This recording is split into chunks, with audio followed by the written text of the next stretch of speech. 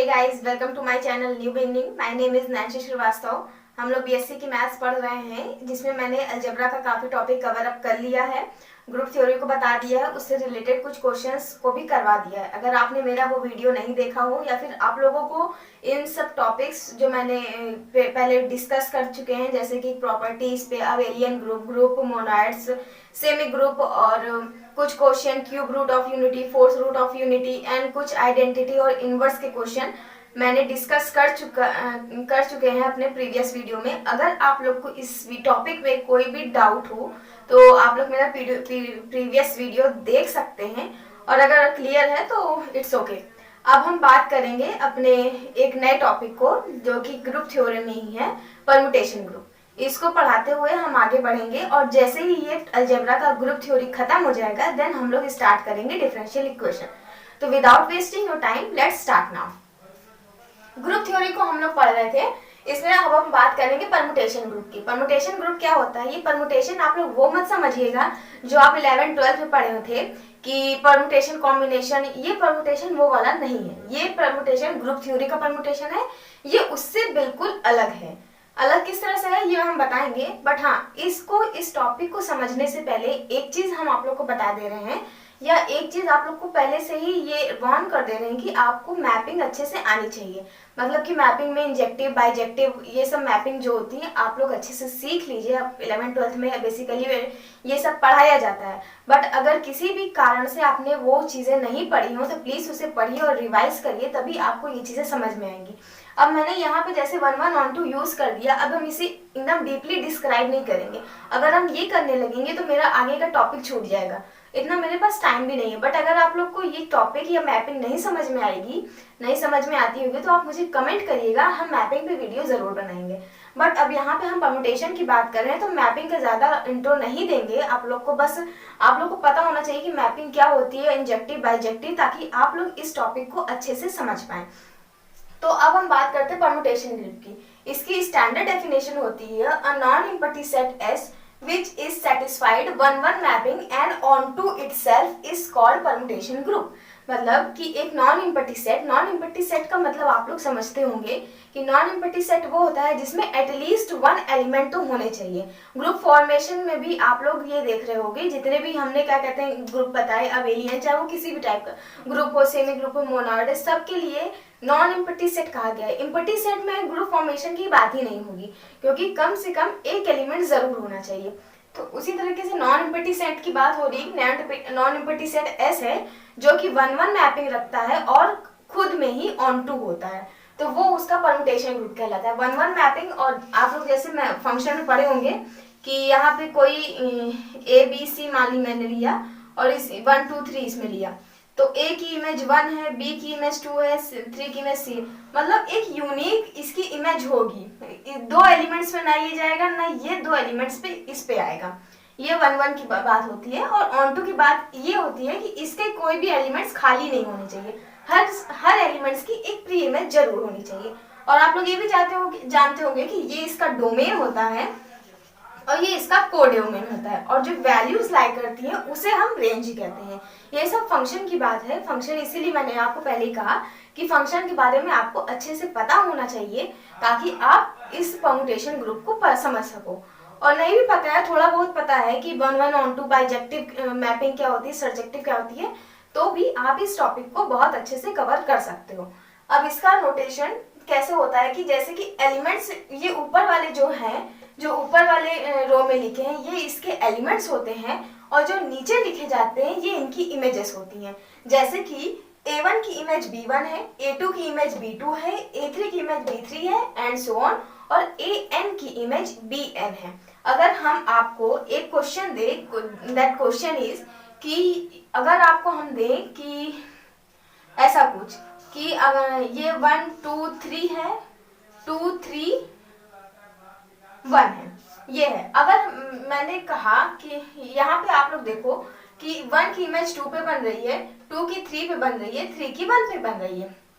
अगर आपको ये चीज ऐसे दी होती कि 1 2 3 2 3 1, तो अगर आप ये कहता कि आप लोग इसे परमुटेशन के फॉर्म में लिखो, तो आप ऐसे ही लिखते कि पहले ये डोमेन वाले को ऊपर लिखोगे और इसका जो कोडोमेन है यानी कि जो इसकी इमेजेस फॉर्म होती है वो इसे हम ये ऐसे है उसे हम नीचे लिखते हैं। ये इसका नोटेशन होता है। अब बात करते हैं कि नोटेशन के बाद अब बात करते हैं कि नोटेशन ट्रू हो गया।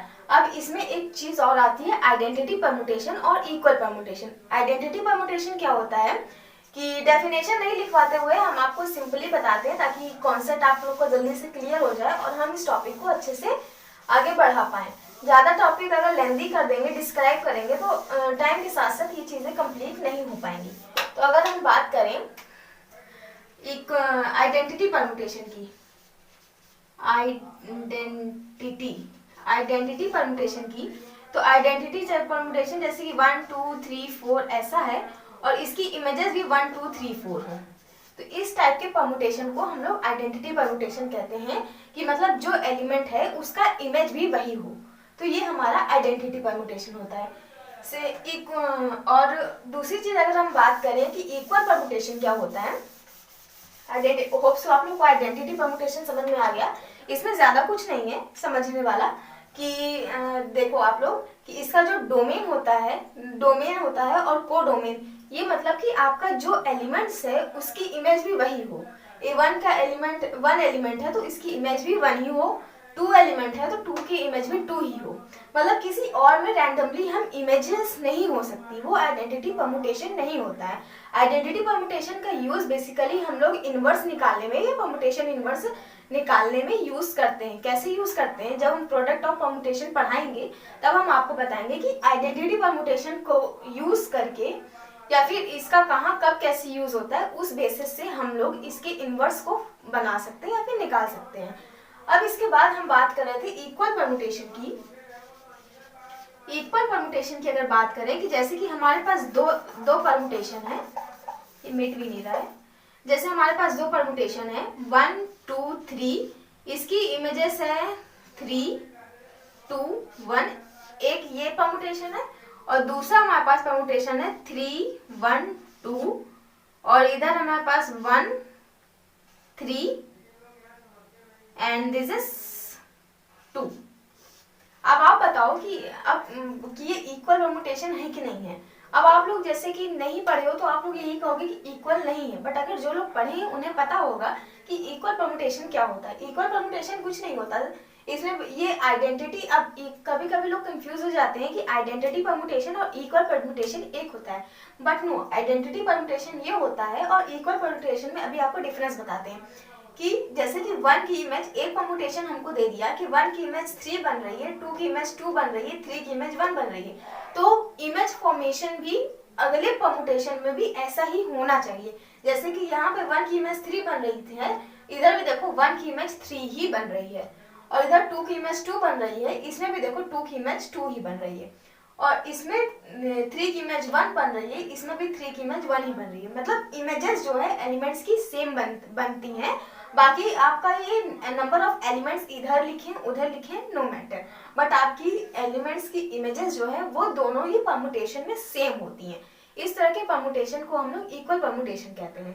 अब इसके बाद एक चीज मोस्ट इम्पॉर्टेंट आपको बताएं कि इसका जो हम लोग नेमिंग करते हैं, ये नंबर n सिंबल जिसमें जितने एलिमेंट्स होते हैं, जितने एलिमेंट्स परमुटेशन में होते हैं वो उस परमुटेशन की डिग्री कहलाते हैं, या फिर डिग्री कह लो या फिर ऑर्डर कह लो या फिर सिंबल कह लो, तीनों ही चीजें एक हैं। जैसे कि इस परमुटेशन में जैसे लो तो नंबर ऑफ एलिमेंट्स 4 हैं। आप में से कोई ये मत समझना कि इसके नंबर ऑफ एलिमेंट्स 8 हैं। जैसे कि कुछ लोग समझ सकते हैं कि 4 ये ऊपर 4 नीचे, नो, नंबर ऑफ एलिमेंट्स तो हमारे 4 ही ना, जो ऊपर रहते हैं वो उसके एलिमेंट्स हैं, नीचे तो उसकी इमेजेस होती हैं।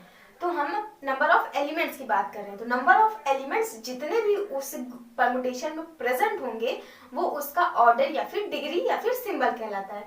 इसके लिए हम लोग कह सकते हैं इस परमुटेशन के लिए कि इसका ऑर्डर 4 ऑर्डर का है, या फिर इसी को डिग्री भी कहते हैं और इसी को सिंबल भी कहते हैं।